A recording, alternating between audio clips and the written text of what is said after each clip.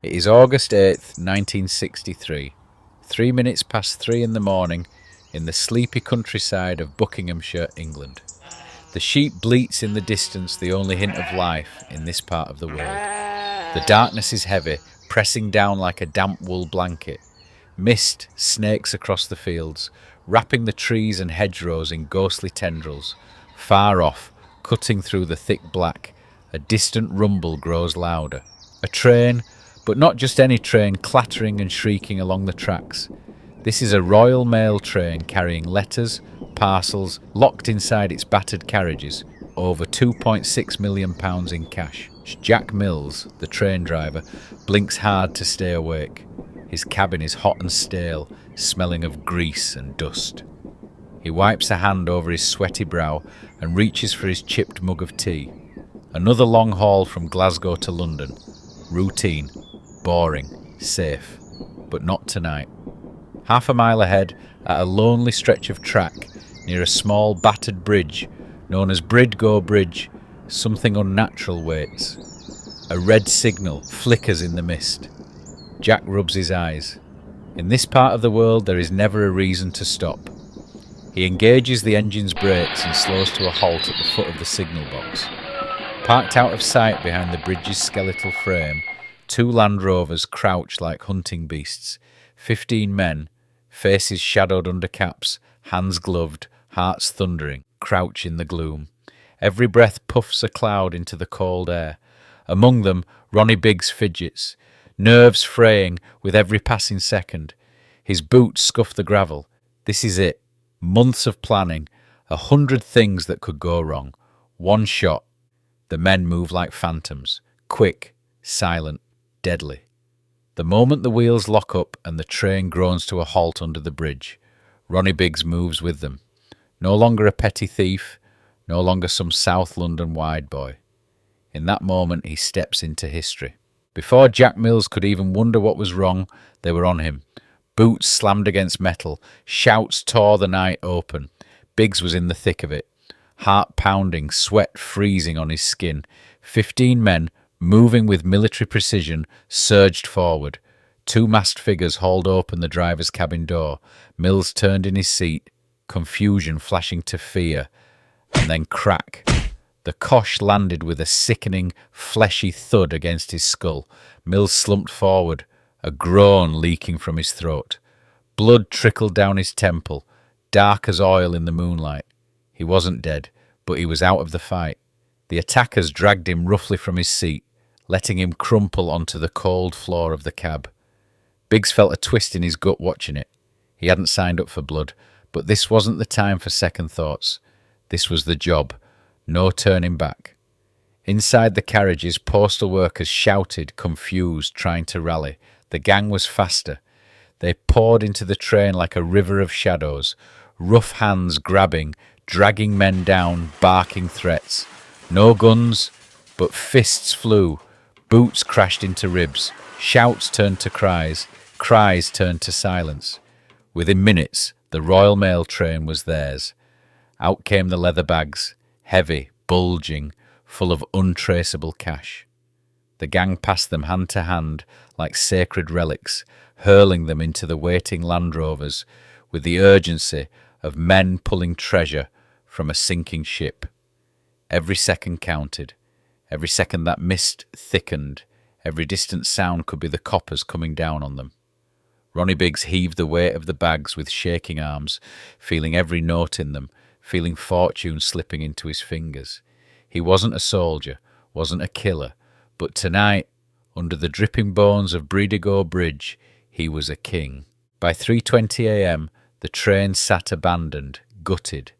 The gang vanished into the mist with their spoils, leaving behind a wounded driver, a battered crew, and the bruised body of the Royal Mail itself. Biggs stumbled into the Land Rover, heart thundering in his ears, soaked in sweat. As the engine growled to life and they roared away into the dark, he risked a look back. The train, the bridge, the broken night, already shrinking into memory. No going back now. They were ghosts on the wind, and the whole bloody country would wake up screaming by morning. Leatherslade Farm lay forgotten at the end of a narrow lane, surrounded by ragged fields and broken fences, the kind of place even time had abandoned. It was quiet out there, unnervingly so, the sort of quiet that makes a man start to hear his own heartbeat. It was perfect. The trucks pulled up before dawn, engines coughing once before the silence swallowed them whole. The gang moved quickly, heavy boots on rotting floorboards, faces tense but giddy with the taste of success. Inside, the farmhouse reeked of damp wood and mouse droppings, but they barely noticed. They had made it. They were rich now, richer than they could have imagined.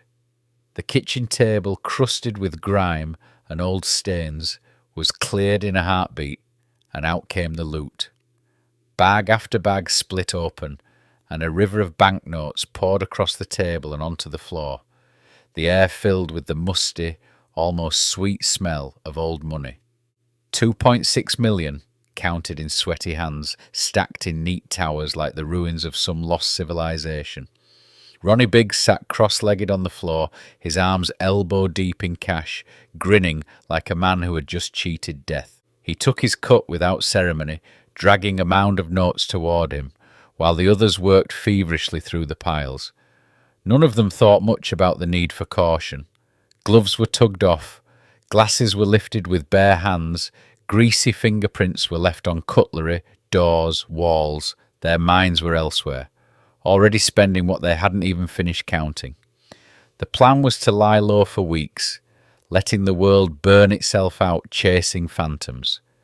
Leatherslade Farm, hidden by distance and disrepair, was supposed to be the perfect place to disappear.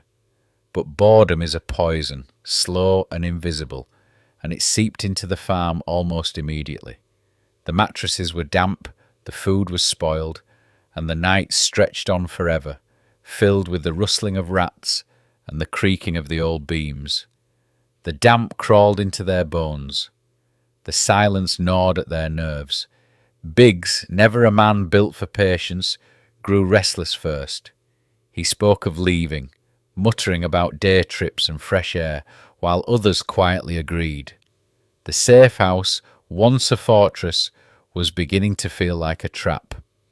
One by one, they began slipping away for short trips, careless in their movements, leaving a trail of crumbs for the world to follow.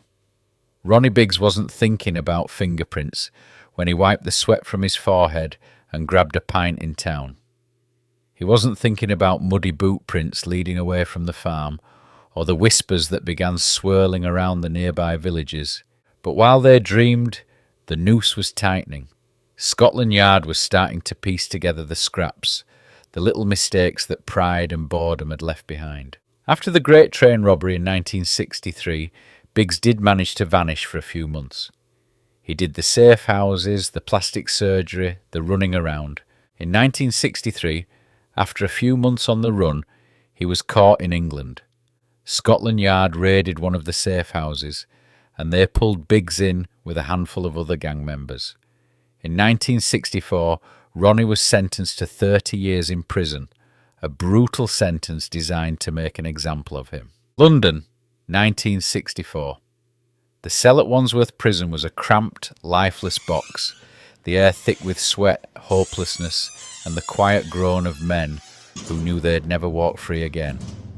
Ronnie Biggs, once so quick with a grin and quicker with his hands, now paced the tiny space like a caged fox, plotting, fuming. He had been careless after the Great Train Robbery, too casual with the money, too sure of himself. But Ronnie Biggs wasn't built to crumble. Even as the walls closed in, even as the routines and the rules tried to crush him, he stayed sharp.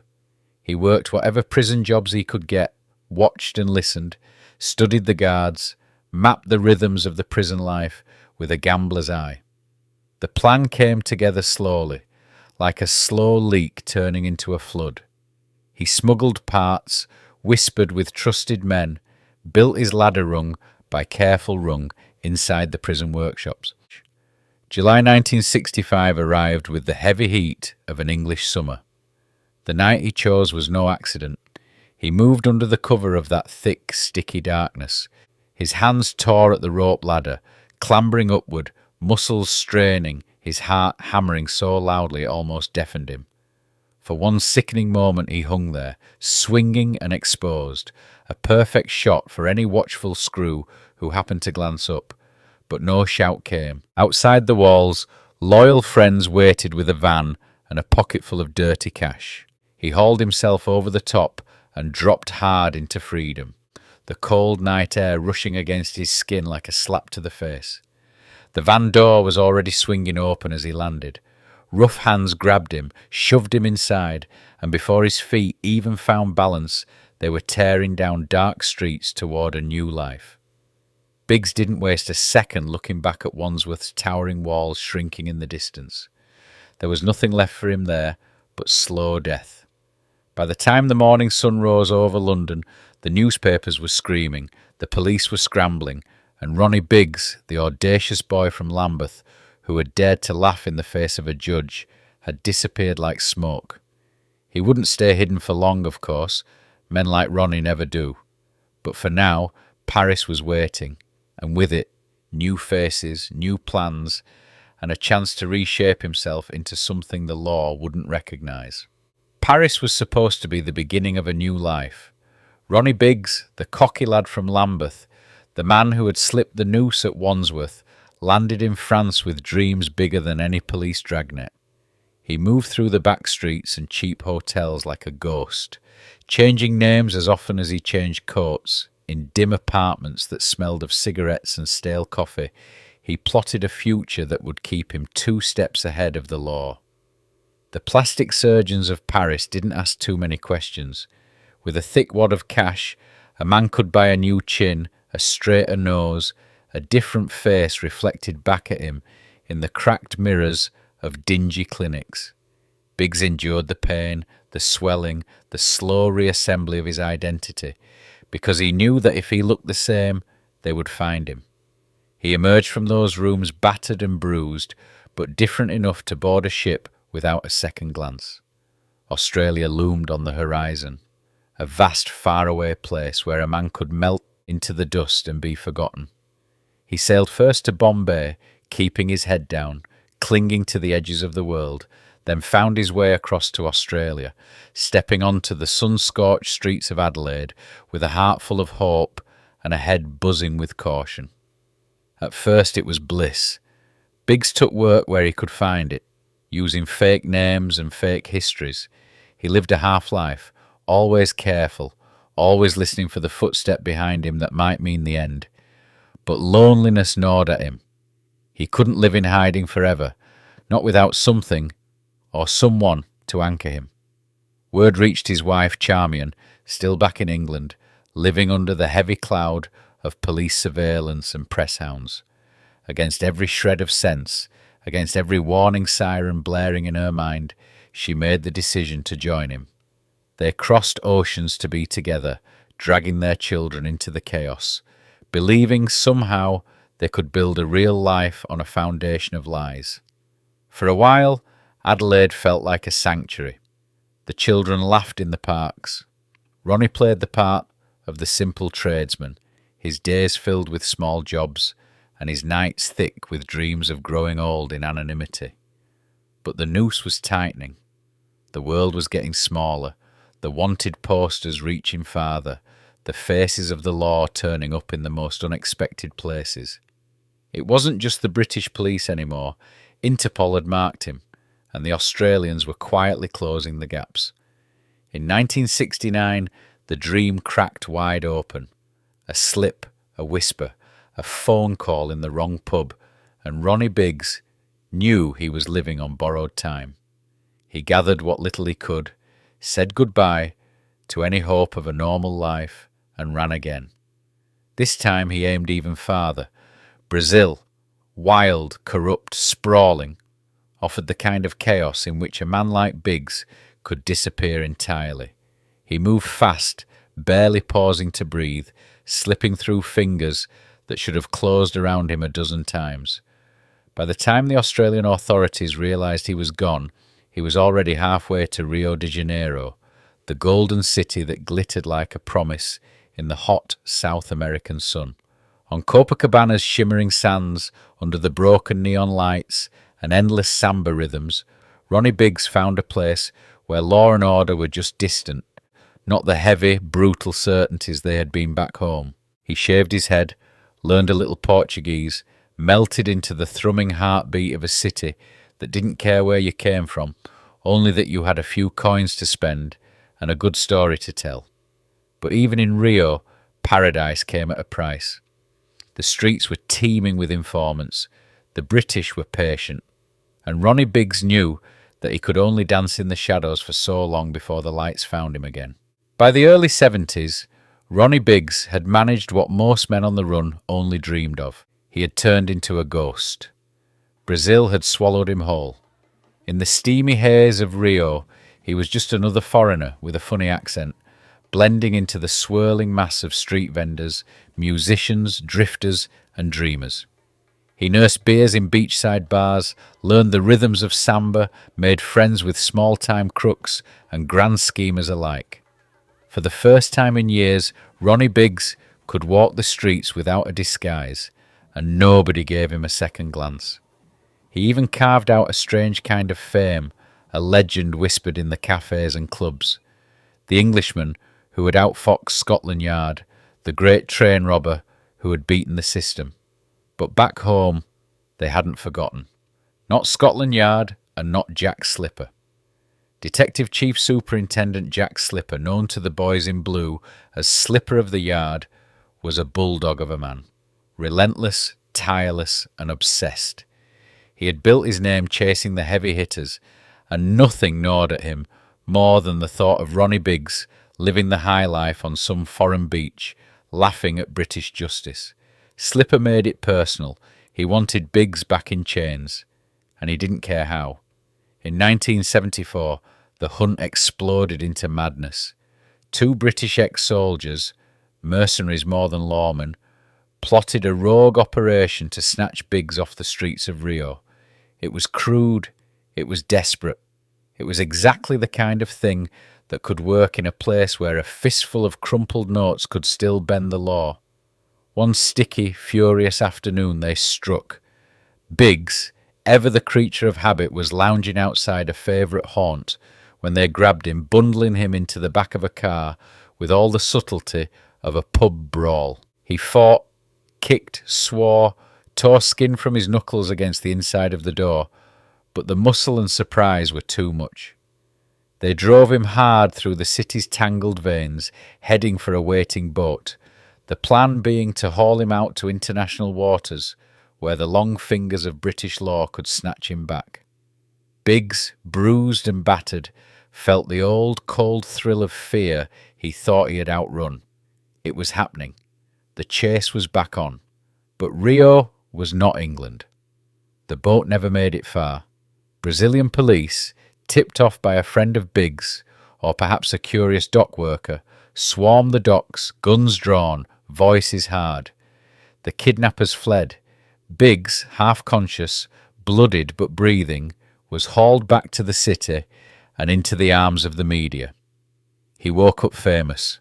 Brazil, with its aversion to extraditing the parents of Brazilian children, had just become his fortress, and Biggs, with a Brazilian girlfriend pregnant with his child, had just played the greatest card of all without even meaning to. Jack Slipper arrived soon after, teeth bared, warrants in hand, sure that now, finally, Ronnie Biggs would be crated up and sent home.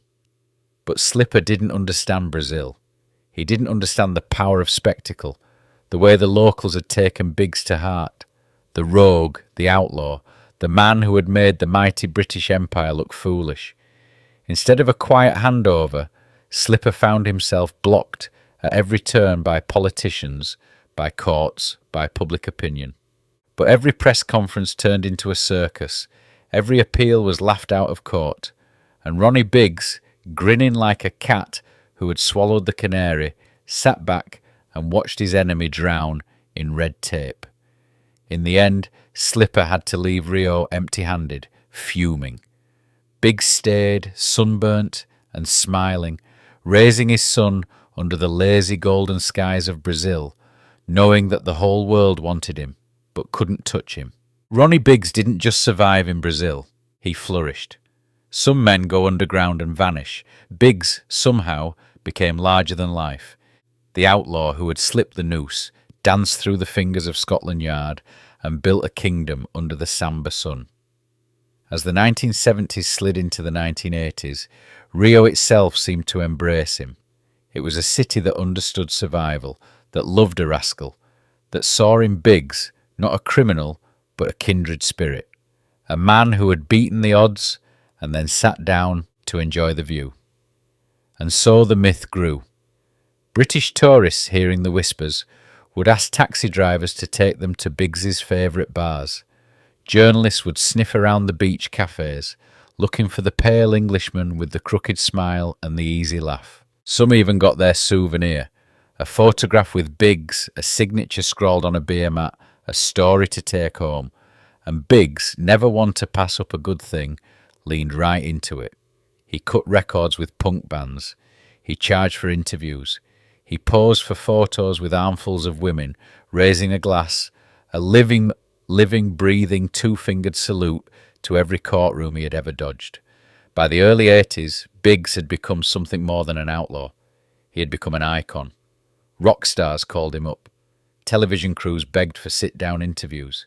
His name was dropped in songs, scrawled across bathroom walls, whispered into microphones in sweaty nightclubs from London to New York. And back home, he was a symbol. For some, a symbol of injustice, the one that got away. For others, a folk hero, a last gasp of the cheeky, working-class rebel, flipping the bird at a system rigged for the rich and the powerful. Ronnie Biggs had turned exile into empire. But nothing lasts forever. The years wore on, the money thinned, the body began to betray him. The pace he had once kept slipping through his fingers like the shifting sands of Copacabana. The world, which once cheered his defiance, started to forget. The city which once shielded him grew indifferent, and somewhere, deep inside, Biggs knew the final chapter was coming. The years were not kind to Ronnie Biggs. The sun that had once bathed him in golden exile now beat down like a hammer. His body, so long his accomplice, turned traitor. First it was small things, a limp, a cough that wouldn't leave. Then it was worse, strokes, infections, hospitals. His once cheeky grin sagged into a grimace of pain. By the late 90s, Biggs was a relic in Rio, a broken man in a borrowed land. The tourists still came sometimes, wide-eyed and eager, snapping photos with the legendary train robber. But it wasn't the same anymore. The legend was fading. He could feel it. And deep down, he knew. It was time to go home. Not for glory, not for forgiveness, but to die on English soil. It was the Sun newspaper that made the arrangement. Always hungry for a headline, they paid Biggs to come back, to turn his surrender into a media circus. Wheelchair-bound, skin like crumpled paper, Ronnie Biggs was flown back across the Atlantic in 2001, the world watching with morbid fascination. The outlaw was going home, not in chains, but in surrender. At Heathrow Airport, police waited. The cheers of Rio were replaced by cold, clipped instructions. There were no brass bands, no ticker tape parades, only handcuffs and the heavy, leaden tread of justice finally catching up after all those years. In court, the sentence was swift. 30 years. No romance, no jokes, no last-minute pleas. Just the law, heavy and pitiless, slamming down at last. Biggs was sent to Belmarsh, a high-security prison built for men far more dangerous than a tired old train robber. He wheeled himself through the grey corridors, half laughed at the absurdity of it. He had run halfway across the world, danced through decades of freedom, only to end up here, a ghost among murderers and madmen.